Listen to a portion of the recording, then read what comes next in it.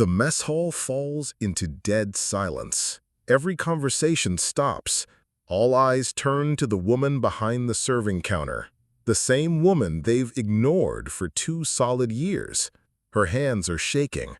Her voice, when it finally comes, carries the weight of battles fought and brothers lost. "Pick it up," Grace Stone says, staring at the crumpled American flag napkin on the floor. "Pick it up, right now." Nobody at Fort Bragg's main mess hall had ever seen Grace like this. 34 years old, quiet, in the kitchen every morning at 5 a.m., silently serving thousands of soldiers like a ghost. But now, the serving spoon has dropped from her hand, and there's a mix of anger and pain burning in her eyes.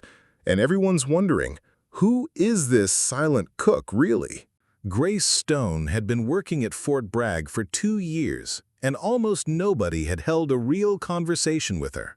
Nothing beyond thank you and good morning. She preferred it that way. Silence was her sanctuary. Same routine every morning, in the kitchen at 5 a.m., service ready by 6:30, first soldiers arriving at 7 sharp. Eggs, bacon, hash browns, coffee. Mechanical movements, minimal eye contact, no questions asked. The young soldiers saw her as just the cook. Some would joke around, others would complain, most would just grab their food and leave. Grace seemed like she didn't care about any of it, but her eyes were always watchful, every movement calculated, her posture reflecting military discipline, even if nobody noticed. Even the other mess hall staff didn't know much about her. Quiet, but hard-working, they'd say. Never late, never complains. Her personnel file contained only basic information. Grace Stone, 34, single, previous work experience, unclear. Nobody had noticed the small scars on her arms. Nobody heard her waking up from nightmares. And definitely nobody knew about the Purple Heart medal she kept hidden in her locker. The soldiers would laugh, tell stories about their training, complain about their officers. Grace would listen without comment, serving meal after meal, invisible to a world that had forgotten how to see the heroes hiding in plain sight. That Tuesday morning started like any other. Grace stood behind the serving counter as usual, silently distributing meals. At 8:15 a.m., near the end of breakfast hours, Lieutenant Blake Cooper walked in, 22 years old, fresh graduate, young officer trying to prove himself. Cooper sat down with his buddies, joking and laughing. He grabbed one of the flag-patterned paper napkins, wiped his nose with it, then thoughtlessly crumpled it up and tossed it under the table. His friends laughed, and he smiled proudly. Grace's hand froze mid-motion with her serving fork. Her eyes locked onto that crumpled napkin. Red, white, and blue colors mixed together, treated like garbage. Suddenly, like a film reel playing in her mind, the memories came flooding back.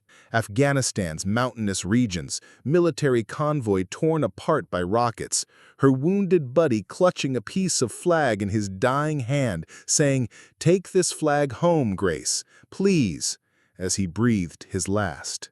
Standing behind the counter, Grace's breath caught, her hands starting to tremble. The laughter in the mess hall echoed in her ears, but she was somewhere else, in another time. On that battlefield, standing over her friend's blood, trying to protect that sacred flag on that terrible day. "Pick it up," Grace's voice echoed through the mess hall. Everyone turned to look at her. Cooper looked confused, not understanding what was happening. "Excuse me?" Cooper said, raising his eyebrows. "Pick up that flag, right now." Grace's voice was stronger now, more determined. She stepped out from behind the serving counter, walking slowly toward Cooper's table. The mess hall was completely silent. Nobody had ever seen Grace like this. Her posture had changed. She wasn't the cook anymore. She moved like a soldier. Shoulders tight, eyes sharp, every step showing military training. "Ma'am, who are you to tell me?" Cooper started, but Grace cut him off. "Sergeant Grace Stone, 82nd Airborne Division, 3rd Brigade Combat Support Hospital. 3 tours in Afghanistan. And that flag covered 3 of my friends when we sent them home." Cooper's face went pale. The soldiers around them stared in shock. Grace continued. Sergeant Martinez, 24 years old, only child. Specialist Thompson had 2 daughters. Sergeant Williams was getting married next month. Her voice trembled with each name, but she maintained her determination. They died defending that flag. You're treating it like trash. Everyone in the mess hall was now standing. Grace rolled up her sleeve, revealing a small tattoo in the shape of a purple heart medal. Then, the scars on her arm, permanent reminders left by shrapnel fragments. 2019, near Kandahar, our convoy was ambushed. I lost 3 friends that day, got wounded myself, but I saved that flag. Because it's not just a piece of cloth, it's the symbol of freedom. It's the hope of mothers waiting at home. It's the memory of sons and daughters who never returned. The weight of her words settled over the room like a heavy blanket. These young soldiers who saw combat as something glorious were face to face with someone who had lived through its real cost. Every fold in that flag represents a promise that their sacrifice meant something. Cooper slowly bent down and picked up the crumpled napkin. His hands were shaking. "I'm sorry," he said quietly. "I didn't know." "Most people don't." Grace's voice softened a bit. "But now you do, and that's enough." Cooper smoothed out the napkin, carefully folding it. "This napkin, what should I do with it?" Grace looked at him, her eyes now showing understanding instead of anger. "Dispose of it with respect.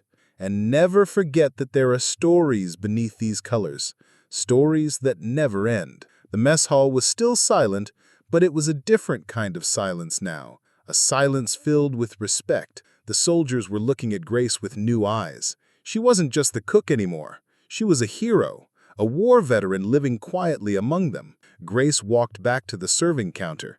"Breakfast service continues," she said simply, but nothing would ever be the same again. That afternoon, Cooper came to see Grace. "Sergeant Stone," he said respectfully, "thank you. You taught me a valuable lesson." Grace smiled, her first real smile in 2 years. "We're all on the same team here, Lieutenant. Just remember that. Real heroes don't always wear uniforms. Sometimes they wear kitchen aprons, serve silently, and share their past with no one. But when they witness disrespect, that inner strength comes to the surface." Grace Stone continued working in that same kitchen after that day, but now the soldiers saw her differently. They addressed her as Sergeant and sought her opinion on matters involving the flag. Because real respect doesn't come from rank, it comes from character, and character shows itself even in silence. Every hero has a quiet story, stories worth listening to. Remember to subscribe to Tales of Valor for more stories that honor our hidden heroes. Hit that notification bell and let us know in the comments what city you're watching from today.